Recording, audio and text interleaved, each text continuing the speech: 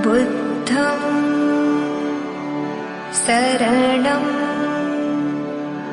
गच्छामि।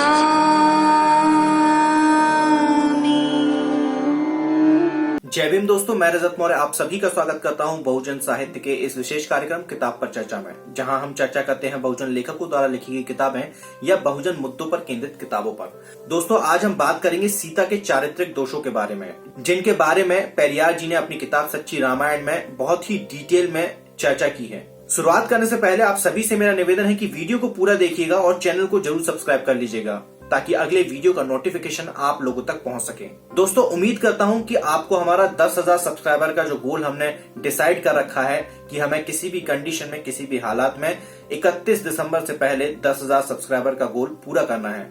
उसके लिए आप लोग भी अपनी तरफ से मेहनत कर रहे होंगे। मैं तो अपनी तरफ से मेहनत कर ही रहा हूं। अगर आप लोगों को कहीं कमी दिखाई दे तो नीचे कमेंट बॉक्स में जरूर बताइएगा। पेरियार की सच्ची रामायण में पेरियार जी ने कुल मिला के 39 चारित्रिक दोषों के बारे में जिक्र किया है, जिसमें से हम कुछ चारित्रिक दोषों के बारे में बात करेंगे। साथ में ही पेरियार ने सीता के गर्भवती होने पर भी टिप्पणी की है, जिसके बारे में हम इसी वीडियो में चर्चा करेंगे, इसलिए वीडियो को पूरा और ध्यान से देखिए। ये डिटेल आपको सच्ची रामायण के पेज नंबर 61 से लेकर पेज नंबर 68 तक मौजूद है। वहां पर आप खुद भी जाकर पढ़ सकते हैं।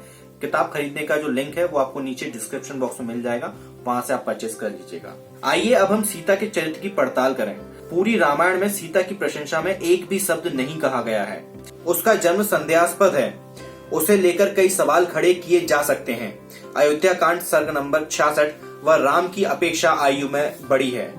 वह कहती है, मैं धूल में पाई गई, इसलिए मेरे माता पिता के बारे में कुछ भी ज्ञात नहीं है। इसलिए काफी बड़ी हो जाने के बाद भी बहुत दिनों तक कोई मुझसे विवाह करने के लिए तैयार नहीं हुआ था। विवाह हो जाने के कुछ ही दिन बाद भरत ने सीता का तिरस्कार करना शुरू कर दिया था। राम ने भी इस बात का समर्थन किया है। इस तथ्य की पुष्टि इससे होती है कि उसने सीता से कहा, तुम इस योग्य नहीं हो कि भरत तुम्हारी प्रशंसा करे। अयोध्या कांड सर्ग नंबर 26।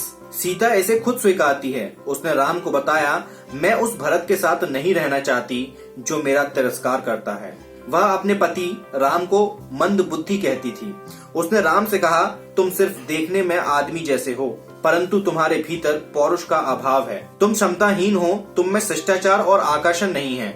तुम स्त्री का व्यापार करने वाले व्यक्ति से भी अच्छे नहीं हो, जो अपनी स्त्री को किराए पर उठाकर आजीविका चलाता है।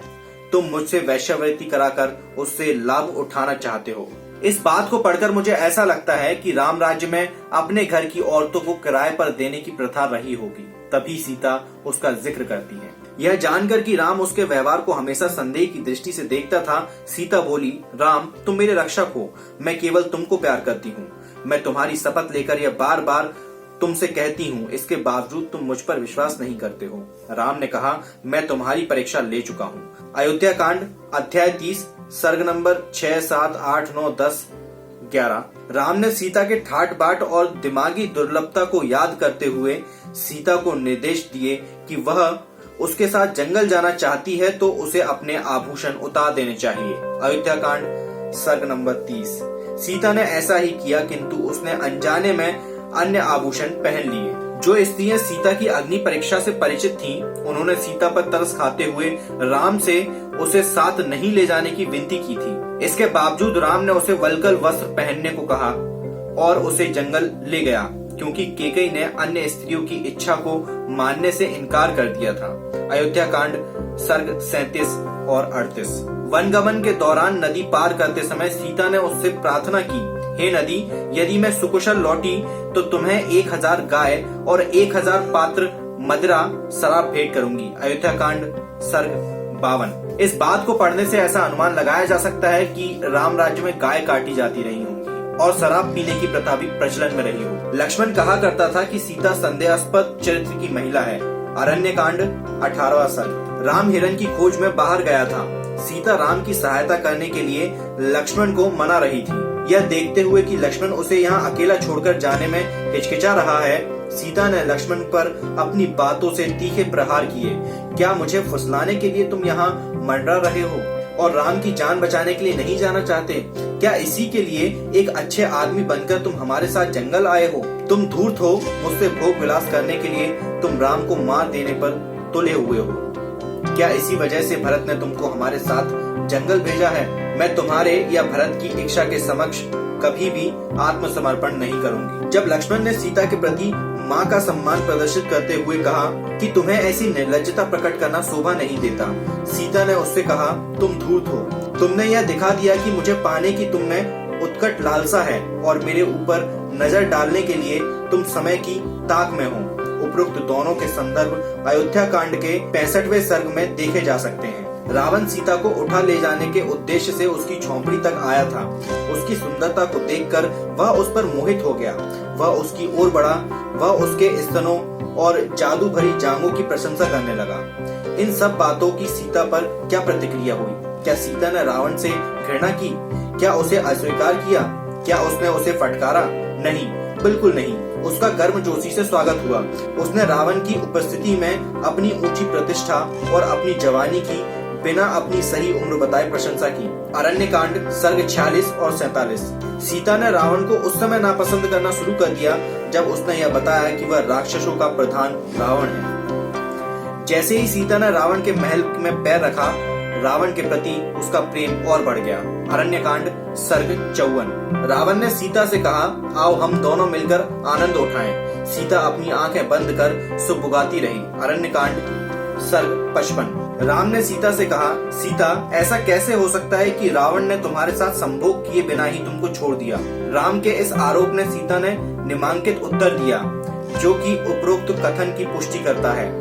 सीता ने उत्तर दिया कि तुम सत्य कहते हो, किंतु तुम ही बताओ कि मैं क्या कर सकती थी। मैं तो अबला स्त्री हूँ। मेरा शरीर उसके अधिकार में था।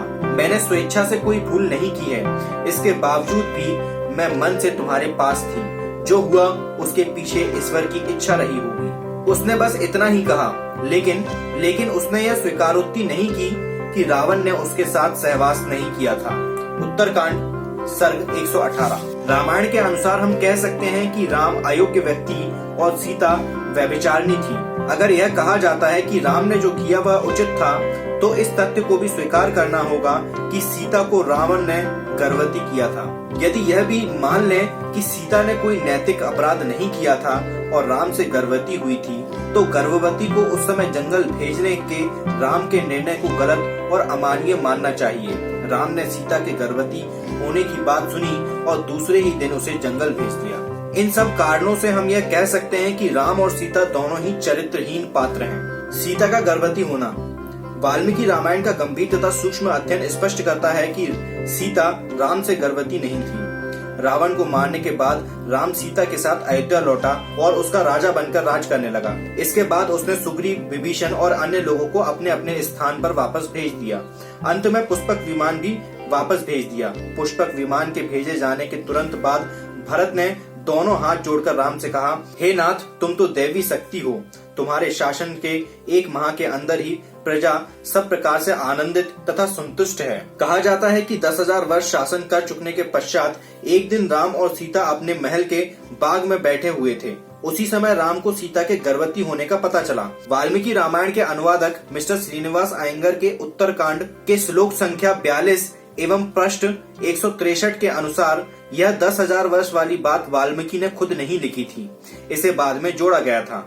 अपनी संपादकीय टिप्पणी में वे लिखते हैं, ऐसा लगता है कि यह श्लोक जिसमें 10,000 वर्ष के शासन की बात लिखी है, उसे वाल्मीकि ने नहीं लिखा है। वाल्मीकि रामायण के बालकांड के अध्याय 2 के प्रथम श्लोक के अनुसार राम ने सीता को जंगल भेजने के बाद देश पर 10,000 वर्ष तक राज्य किया। उसने बहुत से अश्वमेध यज्ञ भी किए। देखें उत्तरकांड अध्याय 99। कहा जाता है कि यह श्लोक सीता को संदेह से परे रखने के लिए इसमें जोड़ दिया गया है। सीता के गर्भवती होने की बात का पता 1 महीने के अंदर ही चल गया और इसके बाद उसको घने जंगल में छोड़ दिया गया। जंगल में पहुंचकर सीता ने लक्ष्मण को अपना पेट दिखाया और कहा कि उसके पेट में 4 महीने का गर्भ पल रहा है। उसने लक्ष्मण से कहा, मेरा पेट देखो, मेरा गर्भ 4 महीने का है। यह कहकर उसने लक्ष्मण को विदा किया। अगर मामला ऐसा है तो ऐसा कैसे हो सकता है कि 1 महीने का गर्भ 4 महीने का हो गया? और यह कैसे कहा जा सकता है कि उसका यह गर्व राम से था। दोस्तों, इस किताब में रामायण के सभी पात्रों के चारित्रिक दोषों का वर्णन किया गया है। मैं आप लोगों से निवेदन करूंगा, गुजारिश करूंगा कि आप लोग इस किताब को खुद भी मंगाएं और पढ़ें, ताकि आपकी तार्किकता और मजबूत हो सके, ताकि आपके तार्किकता को थोड़ी और धार मिले। सीता के इन सभी चारित्रिक दोषों पर आपका क्या सोचना है, नीचे कमेंट बॉक्स में जरूर बताइएगा। इस किताब को खरीदने का लिंक आपको नीचे डिस्क्रिप्शन बॉक्स में मिल जाएगा, वहां से जाकर आप ये किताब खरीद सकते हैं। अगर आप लोग हमें कोई किताब डोनेट करना चाहते हैं या बहुजन साहित्य की आर्थिक मदद करना चाहते हैं तो डिस्क्रिप्शन बॉक्स में मेरा कॉन्टैक्ट नंबर है, वहां से नंबर लेकर आप मुझसे संपर्क कर सकते हैं। आप लोगों से निवेदन करूंगा कि आप लोग हमें सोशल मीडिया अकाउंट्स पर भी जरूर फॉलो करें। हम लोग फेसबुक, इंस्टाग्राम, ट्विटर और टेलीग्राम सभी जगह पर अवेलेबल हैं। मैं रजत मौर्य मिलता हूं आपसे अगले वीडियो में फिर किसी किताब के साथ। तब तक अपना और अपनों का ध्यान रखें, पढ़ने की आदत को विकसित करें, क्योंकि पढ़ेगा इंडिया तभी तो बढ़ेगा इंडिया। जय भीम, जय भारत, जय संविधान, जय जोहार।